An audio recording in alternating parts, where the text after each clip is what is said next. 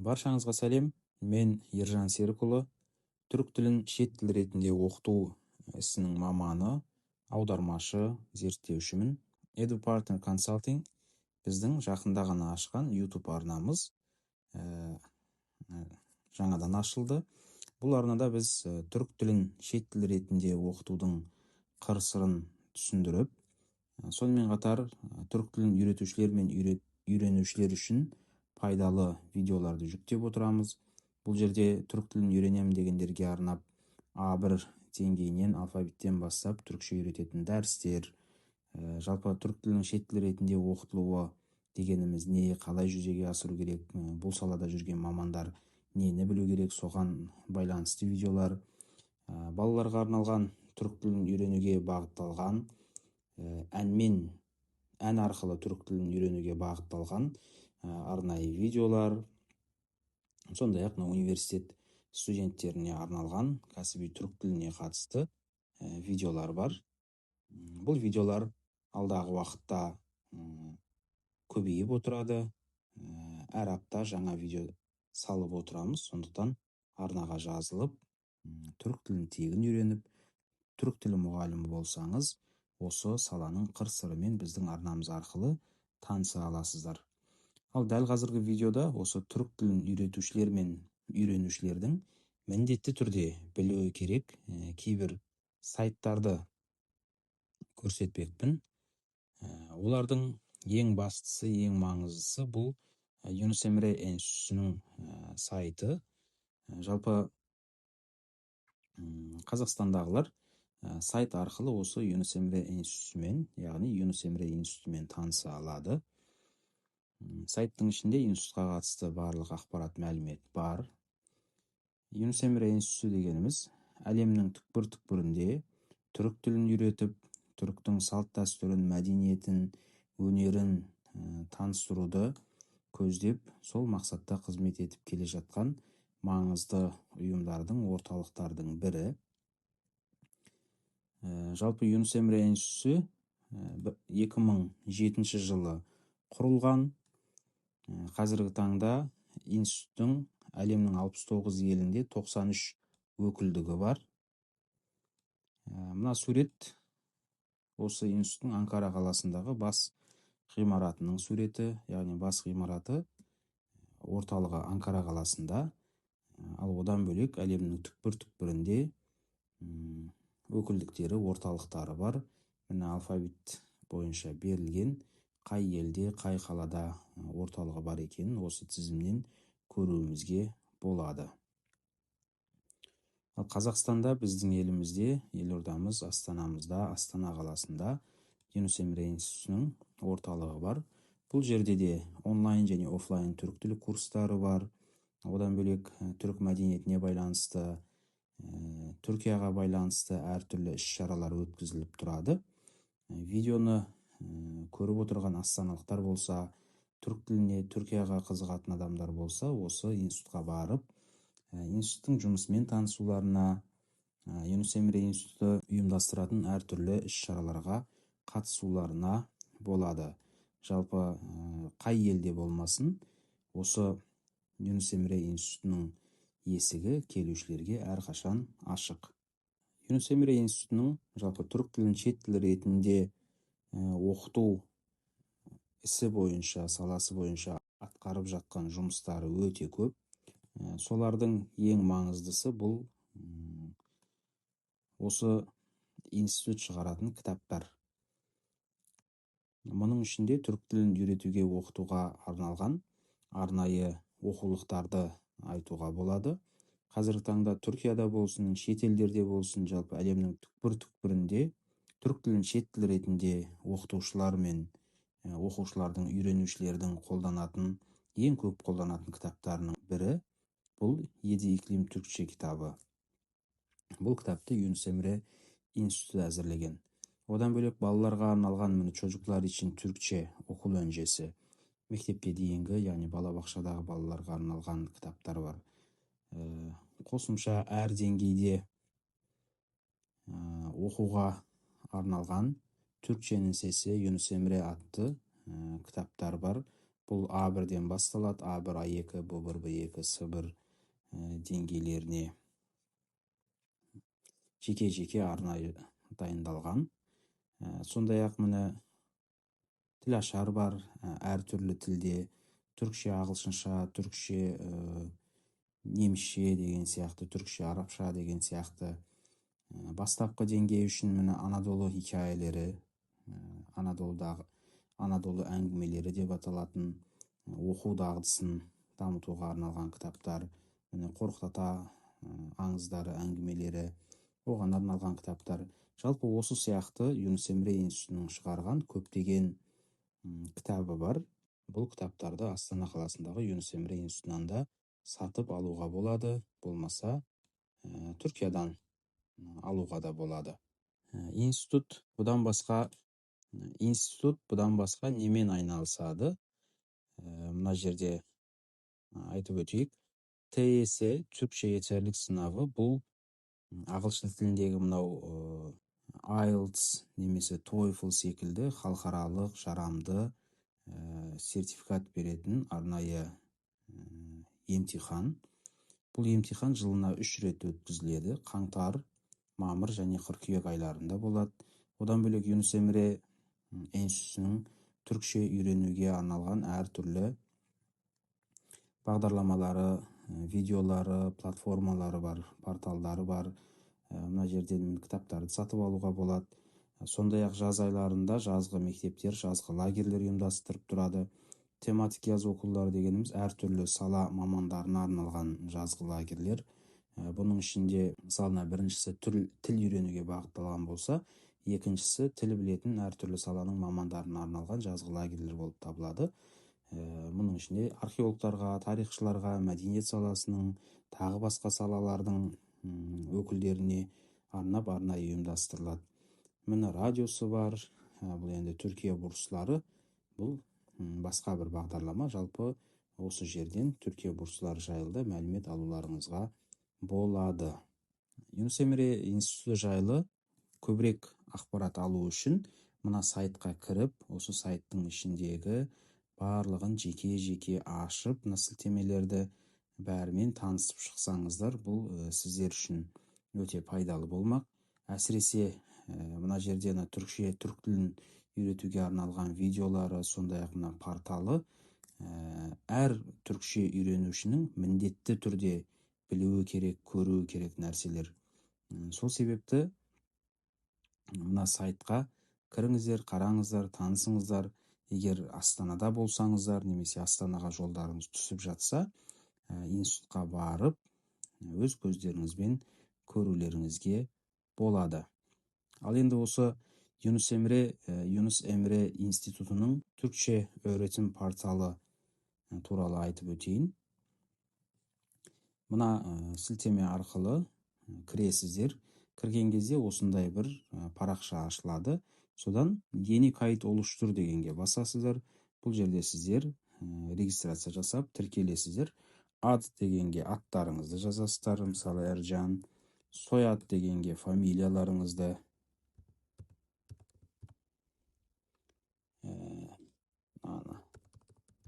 Бұлай жазайын. Одан кейін электронды пошталарыңызды жазуларыңыз керек.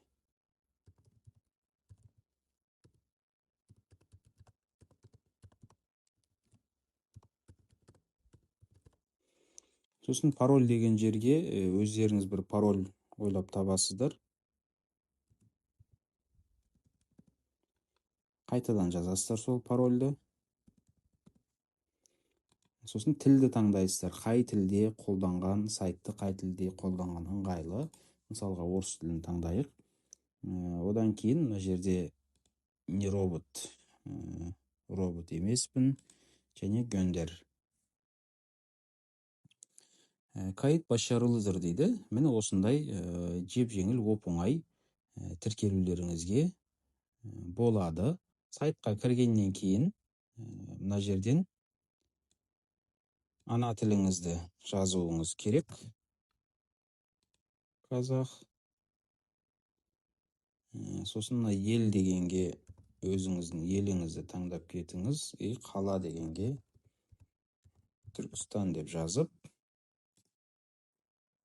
басамыз. Міне сайт қолдануға дайын. Енді басты бетке келеміз, A1-ге.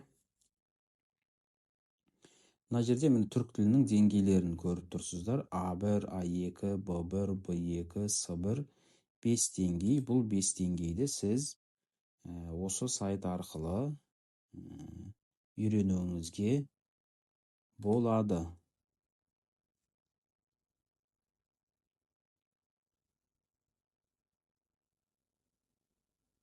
Міне A1 деңгейінің мына жерде сабақтары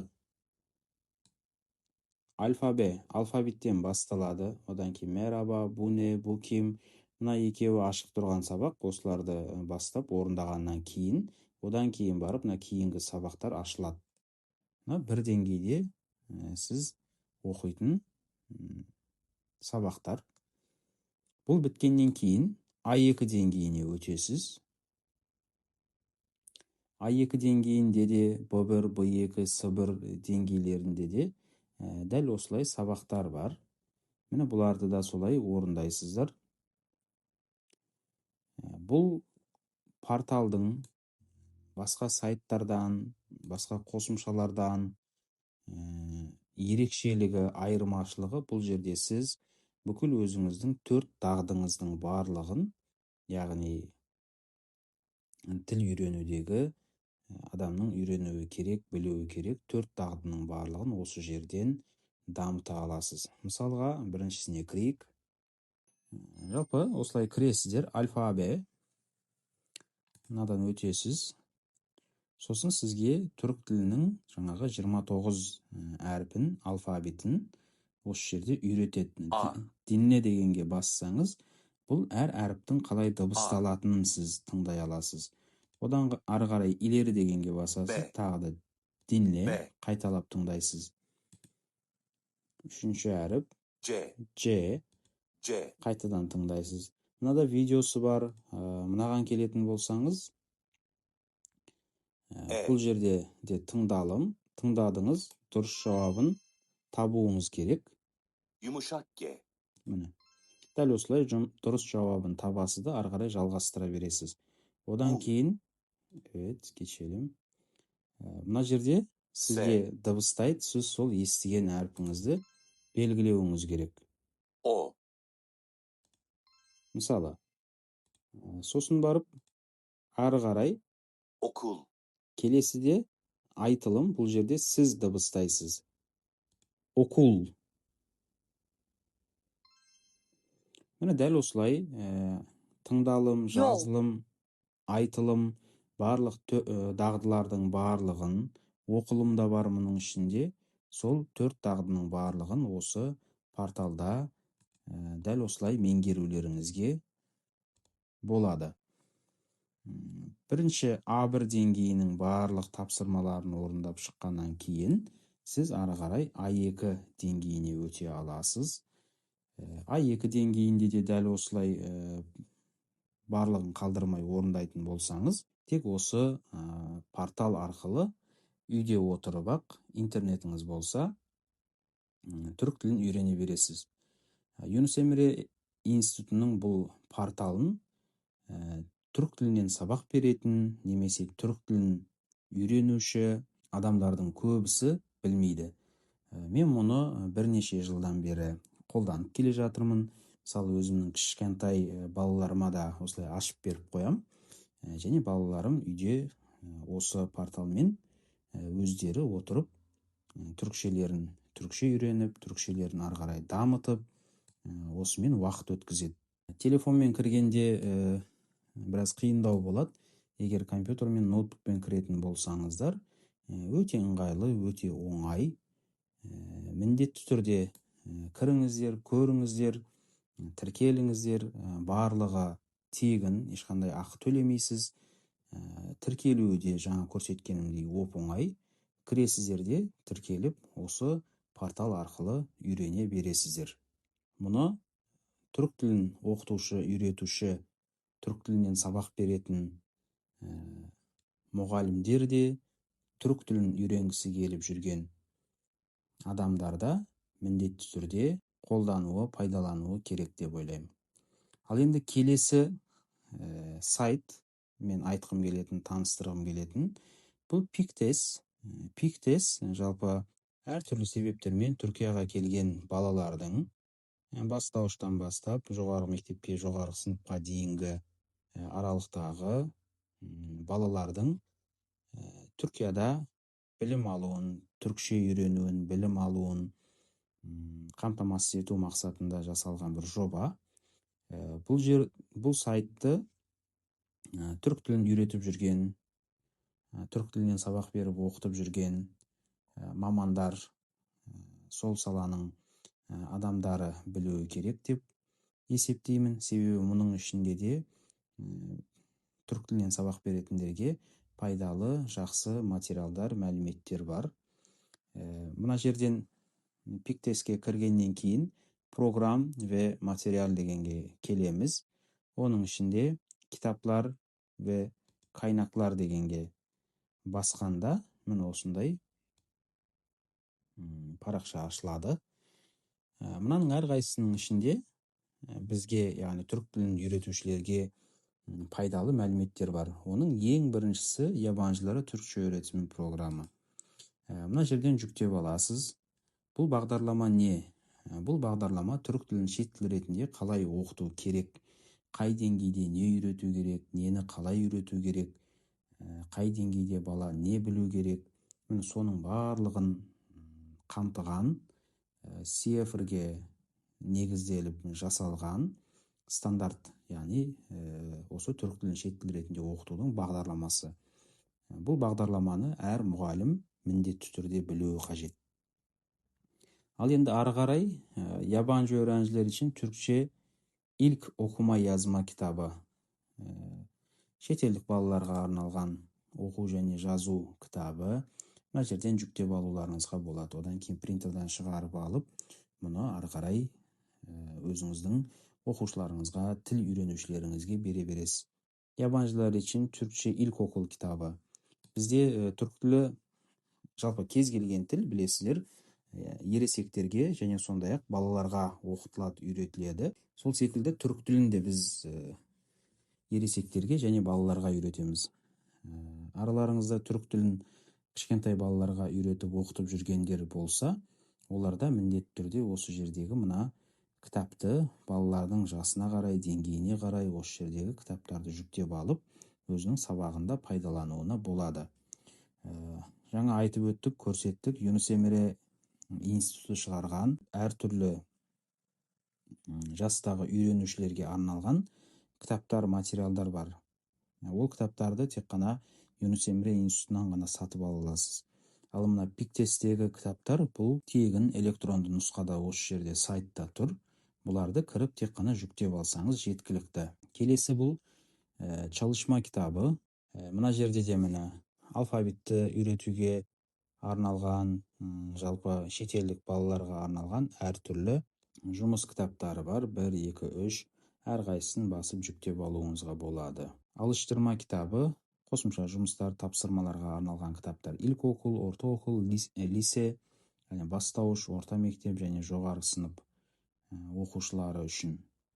Yabancı öğrenciler için Çek-Kopar çalışma soruları. Бұл қосымша сабақта қолданатын, қосымша материал ретінде қолдануыңызға болатын материалдар.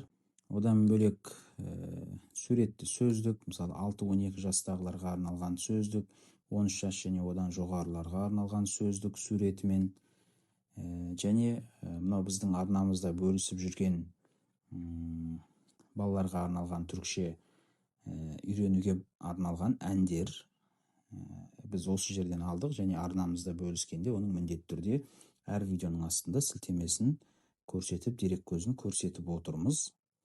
Бұларды да жүктеп аласыз, қолдана аласыз. Келime карталары, мына сөздерді үйретуге арналған карточкалар.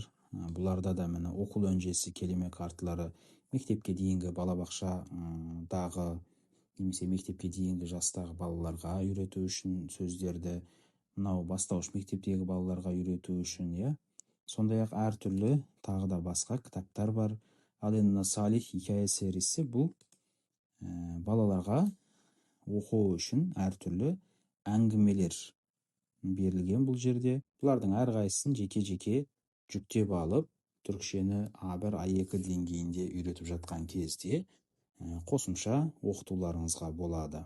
Yabancı öğrenciler için Türkçe hikayeler.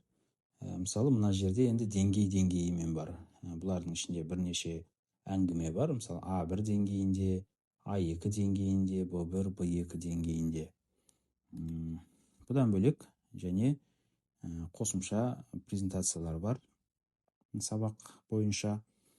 Бұл бастауыш сыныптар үшін және орта мектептегі оқушыларға арналған осындай презентациялар да бар.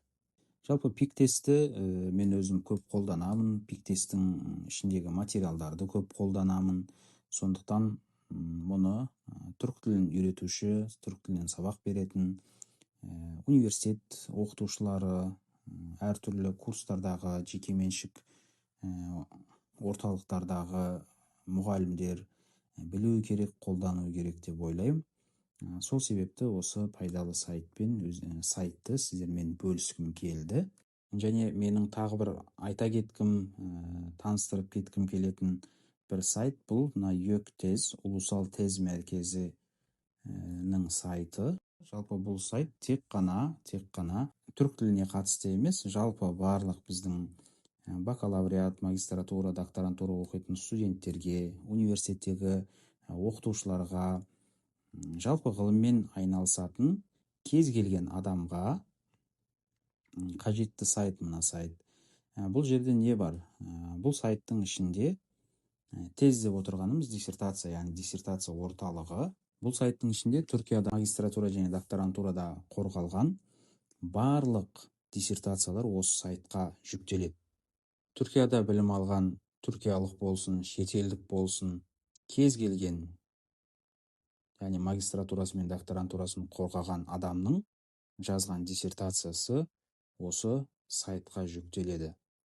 Мысалға, бакалавр оқитын студенттер өздерінің әртүрлі университеттегі өзіндік жұмыстарын дайындау барысында, одан бөлек диссертация жазу барысында, ғылыми мақала жазу барысында магистрант, докторанттарымыз немесе ғылыми қызметкерлеріміз өзінің зерттеу саласына байланысты Түркияда қандай зерттеулер жасалған, міне соны осы ЙÖКТЕЗден іздеп қарауларына, көрулеріне болады. Бұл сайтта тегін, бұл жерде диссертацияларды тегін жүктеп алу мүмкіншілігі бар.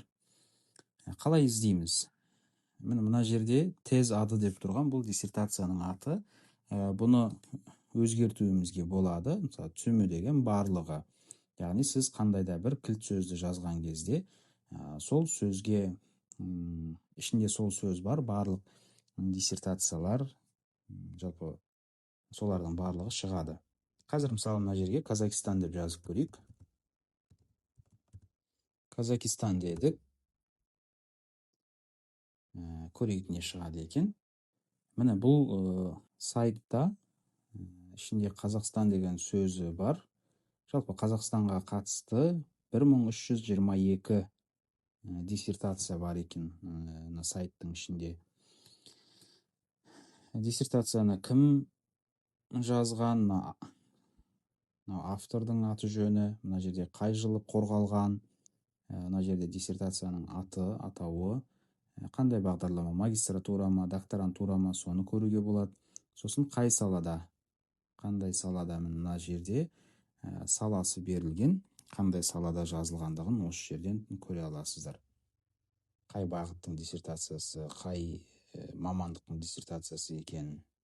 Қазақстан деді екен, мына жерге Түркістан дейік. Түркістанға байланысты қандай жұмыстар бар екен, қанша жұмыс бар екен. Жалпы Түркістан дегенде тек қана Қазақстандағы Түркістан қаласы емес, шығыс Түркістан, қазіргі Қытайдың аумағындағы шығыс Түркістанға байланысты диссертацияларда шығуы мүмкін бұл жерде. 259 диссертация бар дейді. Мұны көріп отқандарыңыздай, Яш Түркістан журналы дейді. Жалпы Түркістан деген сөзі бар. Барлық диссертацияларды осы жерде шығарып берді бізге. Бұны қалай жүктеп аламыз? Шығыс Түркістан жалпы, көбісі Шығыс Түркістанға қатысты бұл диссертациялардың. Міне, Түрк дүниясында инанç туризмі, Ахмет Есеви Türbesi ve Türkistan örneği, Гүлдана Болат 2023 жыл, магистратура туризмде қорғаған, туризм бағыты бойынша. Мынаның үстіне басамыз, келіп мына жерге қызылға, бізге осылай шығады. Бұл жерде міне диссертацияның аты, автордың аты, жетекшісі, ғылыми жетекшісі кім, соның аты жөні, қай жерде, қай университет, қандай факультетін, сол туралы мәлімет, одан кейін туризм саласы, оңайланды, yüksek lisans, магистратура, түрік тілінде 2023 жыл қорғалған 129 беттен тұрады жұмыс. Сенбізді мұнаның үстіне, PDF-тің үстіне басатын болсақ, біздің диссертациямыз автомат түрде жүктеледі. Қазір жүктеліп жатыр, міне жүктелді. Және толықтай диссертацияны бастан аяқ осылай жүктеп ала аласыздар.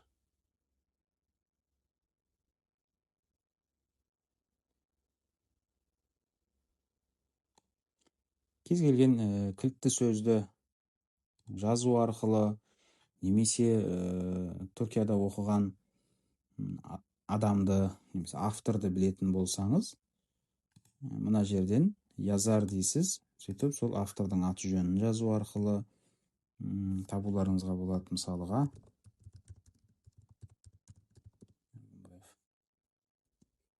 десек, мына жерде екі диссертация 2016 жылы қазақ фольклорында көпек, магистратура, түрк халық білімі, фольклор, түрк тілі ve edebiyatı саласында 2016-да қорғалған. Одан кейін 2022 жылы Güney Kazakistan'da аталар kültü, doktora, doktorantура, түрк халық білімі, фольклор, санат тарихи falan filan. Осылай автордың аты жөнімен де табуларыңызға болады. Диссертацияны іздеген кезде жалпы осылай диссертацияның атымен, автордың атымен, жетекшінің атымен, тақырыбымен және тағы басқа осылай іздеуге болады. Бірақ сіздерге ең керегі, ең дұрысы мына түмі дегенді таңдап, түмі. Енді мына жерде изин дұрымы дейді, рұқсаты диссертацияның. Бұл жерде таңдауыңызға болады, изинли, изинсіз. Жалпы осы диссертация орталығына жұмысты жүктегеннен кейін автор оны 2 жылға дейін жауып қоюына болады. Яғни жүктелмейтін қылып қоя алады 2 жылға дейін. 2 жылдан кейін барып ол жүктеуге рұқсат етіледі. Себебі автор оны қайтадан кітап қылып шығаруы мүмкін, басқа қылуы мүмкін. Сол себепті диссертациясын қорғағаннан кейін оны осы сайтқа жүктейді да, ол жерде сразу ашып қояды, немесе жауып қояды. Жабық болатын болса, ол 2 жылға дейін жабық тұрады да, 2 жылдан кейін ашылады. Сондықтан изинсіз емес, изинли десеңіз тек қана уже ашып жүктеуге болатын диссертацияларды шығарады. Тез түрі, диссертацияның түрі, бұда магистратура ма, докторантура ма, жоқ медицинада ма, өнер саласында ма, соны таңдауыңызға болады. Мысалы, докторантурада жазылған диссертациялар керек маған тек қана. Немесе маған тек қана медицина саласындағы диссертациялар керек, тіпті uzmanlık. Сосын санатта yeterlik, өнер бағыты бойынша, стоматология бойынша деген сияқты, мынау фармацевтика бойынша осы жерден таңдауыңызға болады. Бұл түмі деп қалса да болады. Не болмаса тек қана докторантурада жазылған докторлық диссертациялар қажет дейтін болсаңыз, осыны таңдайсыз, мына жерге тақырыбыңызға байланысты жазасыз өзіңіздің.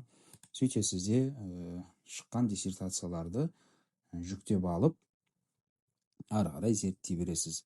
Бұл жерде тек қана түрік тілінде ғана емес, ағылшын тілінде де диссертация табуларыңызға болады. Бұл сайтты да біліп жүргендеріңіз жалпы студенттер үшін, магистрант, докторанттар үшін және университетте қызмет ететін ғылыми қызметкерлер, оқытушылар үшін пайдалы болады деп ойлаймын. Сол себепті мұнымен де бөліскім келді. Жалпы түрік тілін шет тіл ретінде оқытатын мамандар, мұғалімдер, оқытушылар, олар да міндетті түрде осы салада жазылған диссертацияларды осы жерден жүктеп алып, оқуына, көруіне, танысуына болады.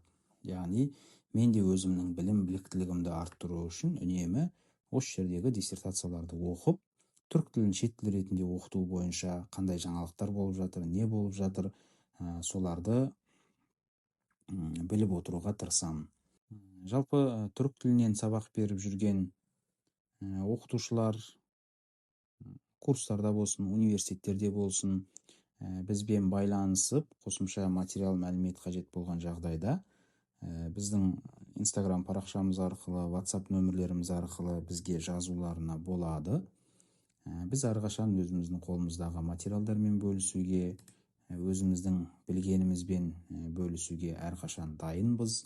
Қазір осы видеолардың жалғасында жалпы түрік тілін шет тіл ретінде оқыту дегеніміз не, бұл қалай жүзеге асырылуы керек, түрік тілін шет тіл ретінде үйренушілер нелерді білуі керек, нелерге назар аударуы керек, сол жайлы айтылады. Видеоны соңына дейін көріңіздер, тыңдаңыздар. Қандай да бір сұрақтарыңыз болса, бізге хабарласыңыздар. Біз өзіміздің тәжірибемізбен, өзіміздің білімімізбен және қолымыздағы материалдарымызбен бөлісуге, сіздермен алмасуға әрқашан дайынбыз. Ары қарай екінші бөлігіне өтейік видеоның. Түрік тілі шет тіл ретінде қалай оқытылуы керек, шетелдіктерге қалай үйретілуі қажет, және мұны кімдер жүзеге асыруы тиіс, сондай-ақ түрік тілін үйренушілер нелерге мән бергені жөн, сол туралы айтамыз.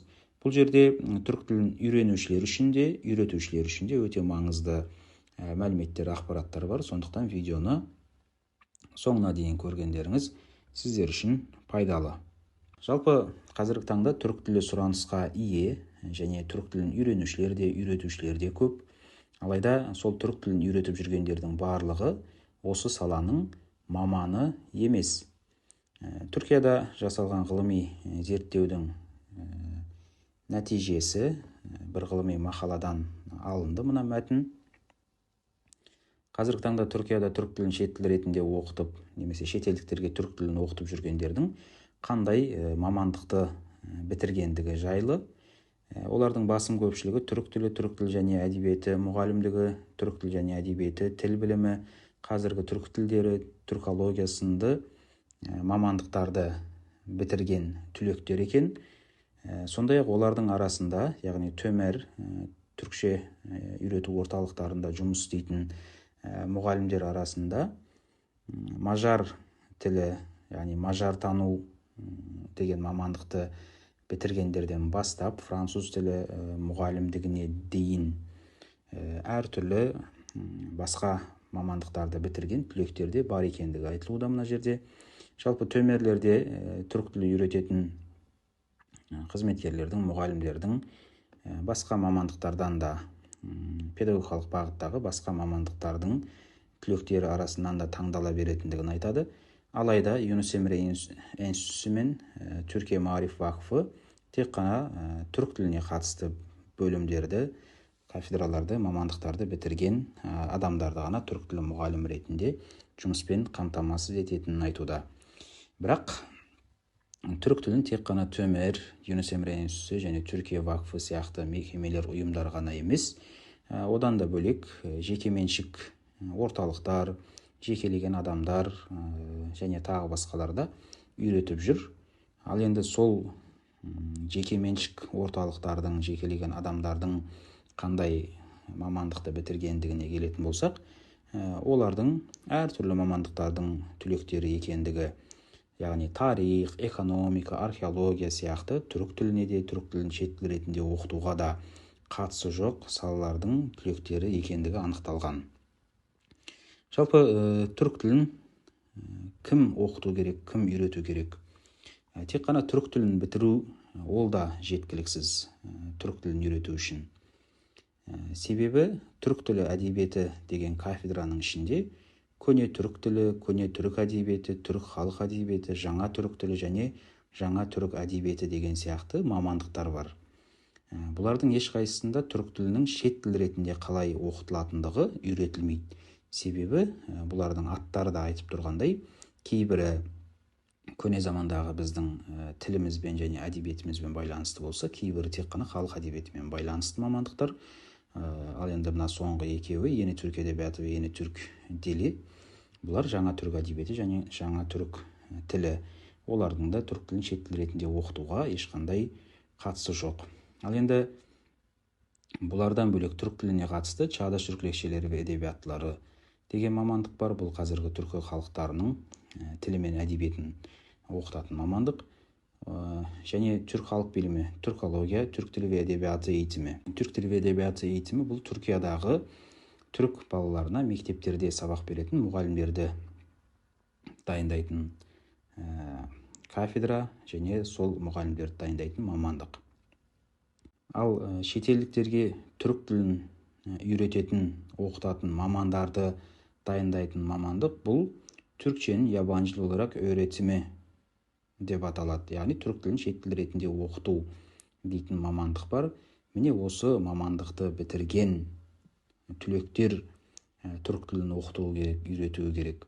Себебі бұл мамандықта оларға түрікшені шет тіл ретінде қалай оқыту керектігінің қыр-сырын, барлық бағдарламасын А-дан З-ға дейін басынан бастап бәрін үйретеді. Жалпы түрік тілі қалай оқытылады, қалай оқытылуы керек дегенге тоқталатын болсақ, ең алдымен түркше үйренушілерді екі топқа бөліп аламыз және соған қарай бағдарлама жасаймыз. Жалпы түрк тілін оқытуды екіге бөліп қарастырамыз. Yabancılara Türkçe öğretimi, Türk soylulara Türkçe öğretimi. Бұл жерде түрк сойлылар деп атқанымыз түркі тектестер, түрк халықтарына түрк тілін оқыту және шетелдіктерге түрк тілін оқыту. Түркияда түрк тілін шет тіл ретінде оқытуды осылай екіге бөліп қарастырады. Себебі түрк халықтарының тілдері түркшеге ұқсас, салт дәстүрі, мәдениеті, тарихы барлығы ортақ болғандықтан тілдері де ұқсас. Тіпті Әзербайжан, гагаuz тілдері түркшеге өте жақын.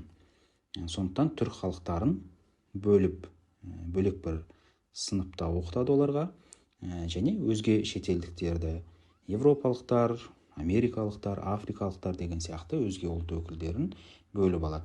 Себебі бұларды араластырып бір сыныпта түркше үйрететін болса, түрк халықтары тез түсінеді, тез үйренеді, ал өзге ұлттан келген басқа үйренушілер оларға ілесе алмай қалады. Алайда түрк халықтарының өзін өз ішінде бөліп алады. Мысалы, түркі тілдері білесіздер, Оғыз, Қыпшақ, Ұйғыр деген сияқты болып бөлінеді.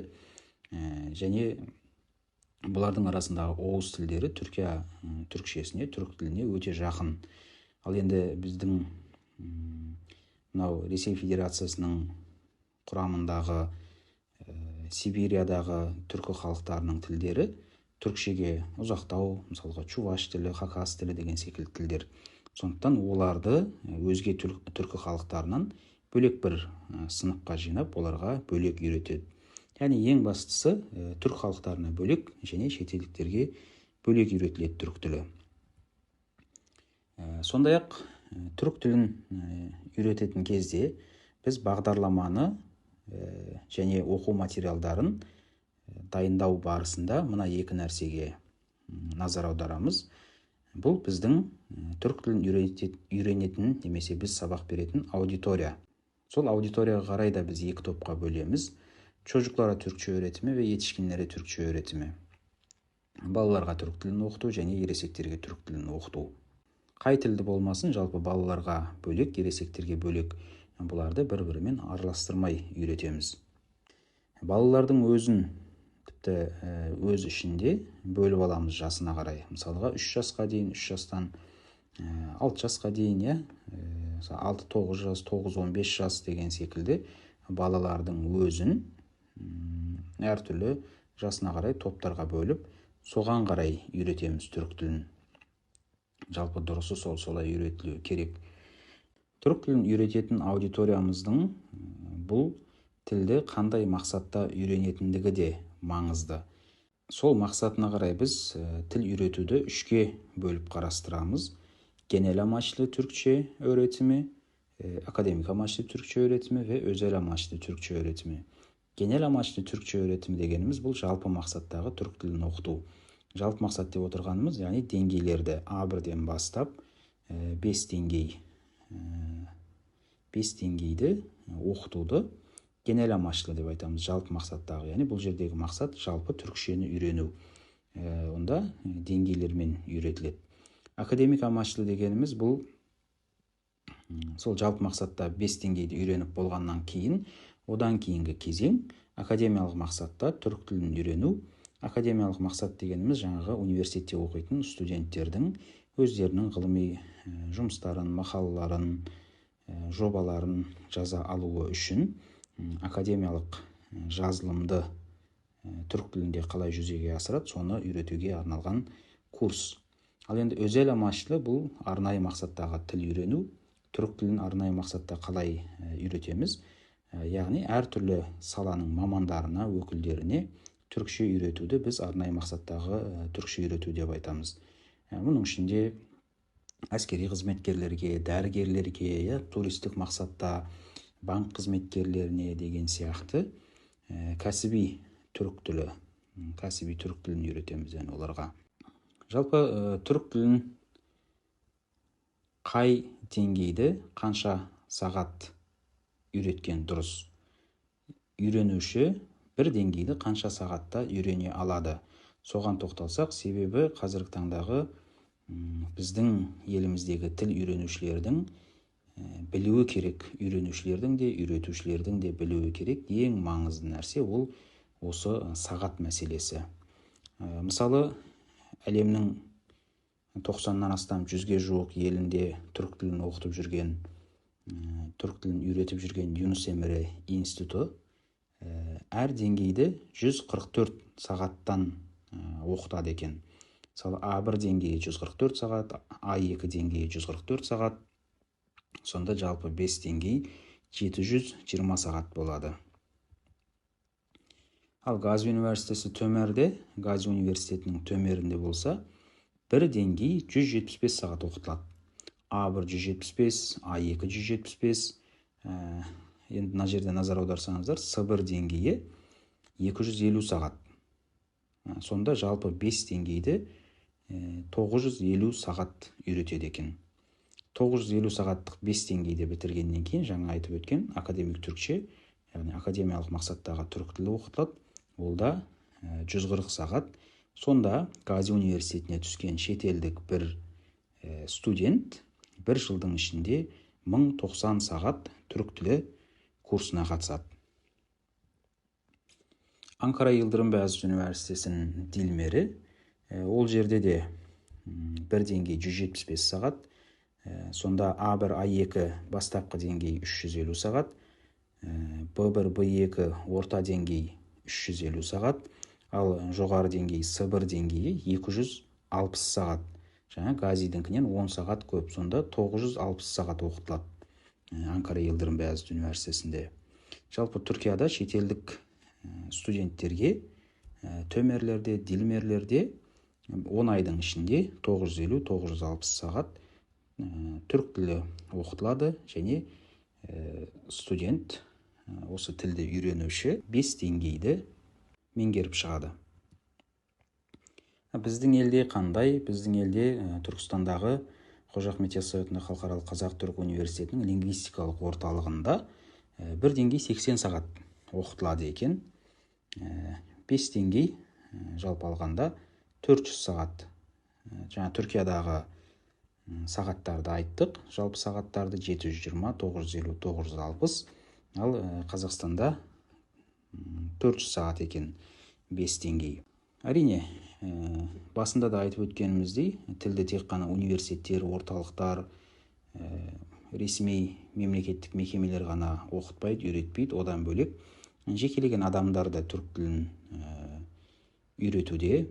Қазіргі таңда Instagram желісіне кіретін болсаңыз, түрікше үйретемін деген өте көп жарнаманы көресіз. Мен өзім сол тіл үйретушілердің көбісіне хабарласып көрдім, көбімен сөйлесіп сұрадым. Сонда олардың көпшілігі бір деңгейді 18 сағат пен 36 сағат арасында үйретеді екен. Түркияда орташа есеппен 160-175 сағатта оқытылатын бір деңгейді бізде Қазақстанда жаңағы тіл үйретіп жүргендер 18 сағат пен 36 сағат аралығында үйретеміз дейді. Ал Түркияда 2-3 айда тек қана бір деңгейді меңгеріп, бір деңгей үйретілетін болса, біздің елдегі тіл үйретушілер 2-3 айдың ішінде 5 деңгей үйретеді екен. Енді олардың айтысы.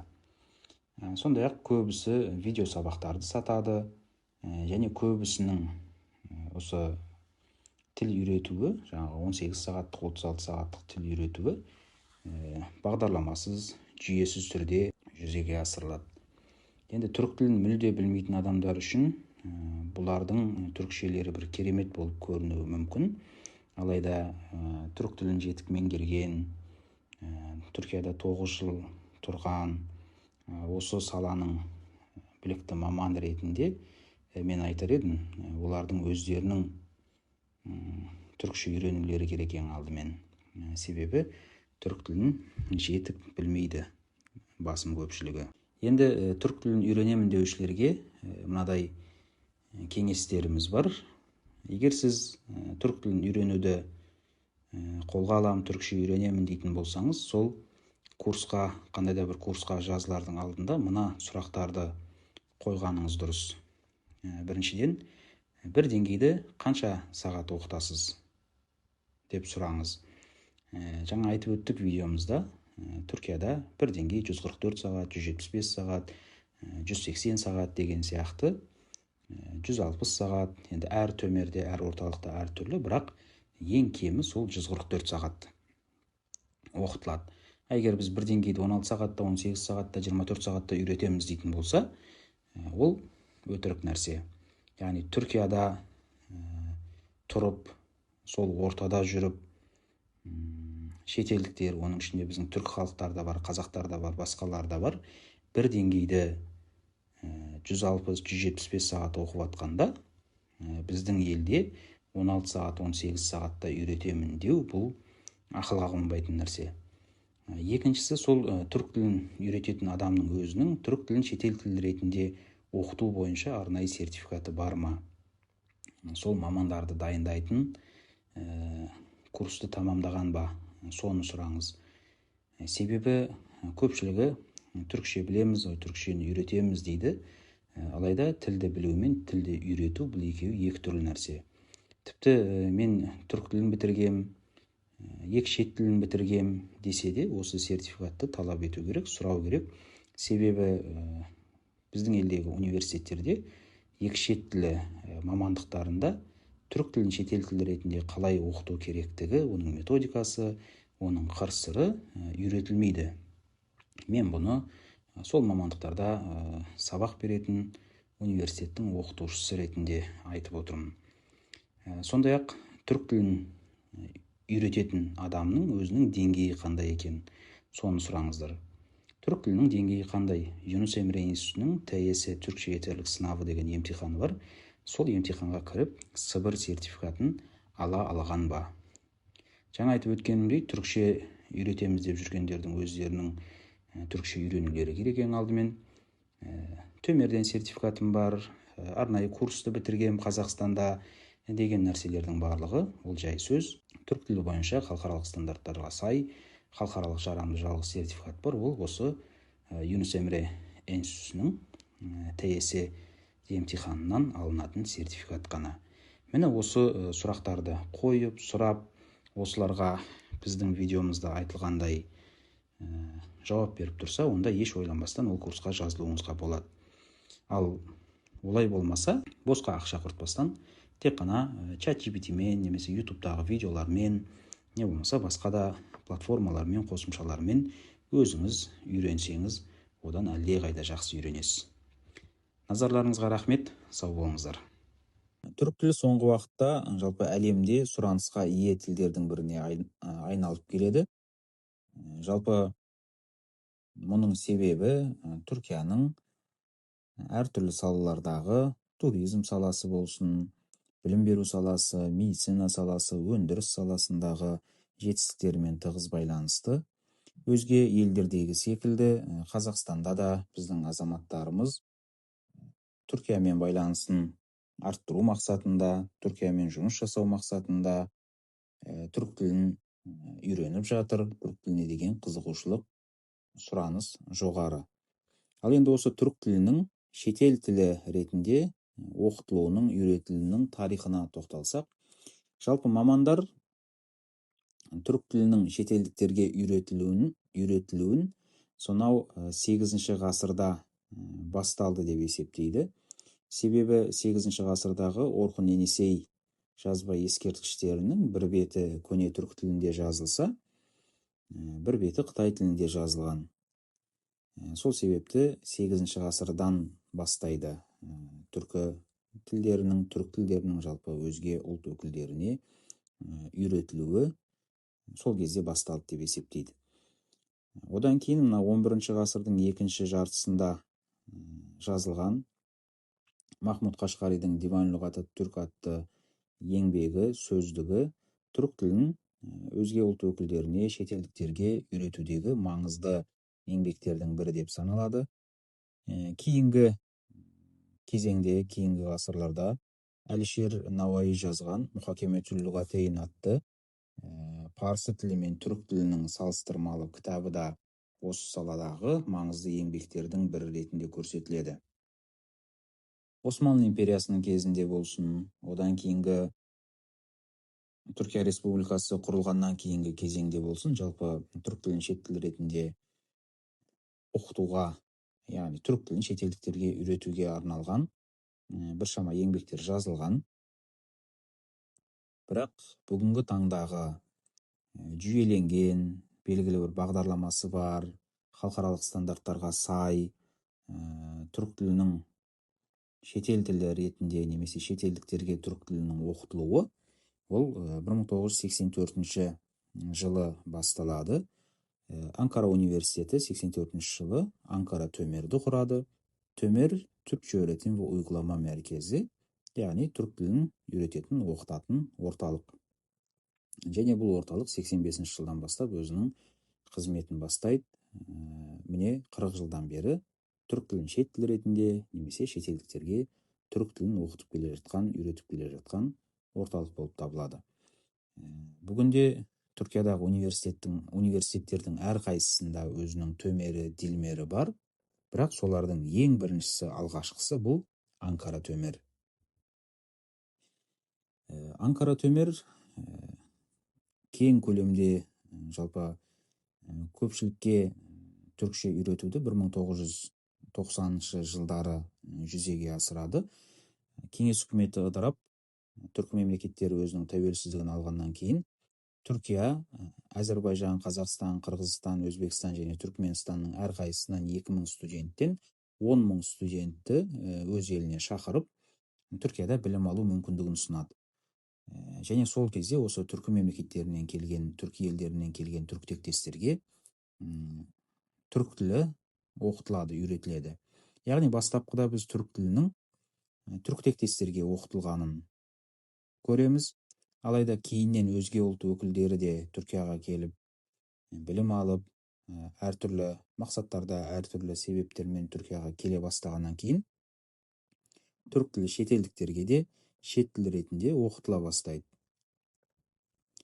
2007 жылы Юнус Эмре институты құрылады. Бұл институттың мақсаты түрік тілін, түріктің мәдениетін, түріктің өнерін әлемге таныту және үйрету болатын. Бүгінде бұл институттың әлемнің түкпір-түкпірінде 90-нан астам филиалы бар.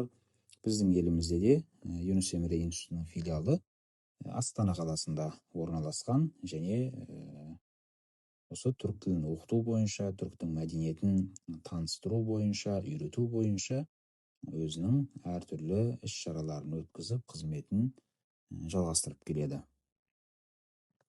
2010 жылы ЕТБ құрылады. ЕТБ Yurtdışı Türkler ve Akraba Topluluklar Başkanlığı. ЕТБ әлемнің түкпір-түкпіріндегі үміткерлерге, талапкерлерге арнайы стипендия, шәкіртақы беріп, олардың Түркияда білім алуларына жағдай жасайды. және сол шетелден келген студенттердің барлығына 1 жыл тегін түрік тілін оқытады, үйретеді. Яғни бүгінде түрік тілінің шет тіл ретінде оқытылуы немесе шетелдіктерге түрік тілінің оқытылуында осы Юнус Эмре институтынан кейін ЕТБ де өте үлкен қызмет етіп келеді деуімізге болады. Жалпы түрік тілін шетел тілі ретінде немесе шетелдіктерге оқытудың арнайы бір бағдарламасы, жүйесі қалыптасқанымен, бұл мамандық ретінде бакалаврда, яғни бакалавр деңгейінде оқытылмайды. Бірақ магистратура мен докторантурасы бар. Яғни түрік тілінің әртүрлі салаларын, тармақтарын оқып бітірген, бакалаврды бітірген түлектер магистратурада немесе докторантурада түрік тілін шет тіл ретінде оқыту деген мамандықта оқи алады. Бұдан бөлек осы саланың мамандарын даярлау мақсатында арнайы сертификат бағдарламалары да қарастырылған. Юнус Эмре институты, Гази университеті, Анкара Йылдырым Бәйезит университеті, Стамбул университеті және тағы басқа көптеген университеттер және сол университеттердің жаңағы төмер орталықтары арнайы бағдарламалар арқылы осы саланың мамандарын даярлайды. Мен өзім осы Анкара Йылдырым Бәйезит университетінің бағдарламасына қатысып, осы арнайы сертификатына қол жеткізгенмін. Одан бөлек жыл сайын түрік тілін шет тіл ретінде оқытуға байланысты, оның бағдарламасына, жалпы осы жүйеге байланысты көптеген ғылыми еңбектер жарық көріп отырады. Мына жерде 10 кітапты көріп тұрсыздар.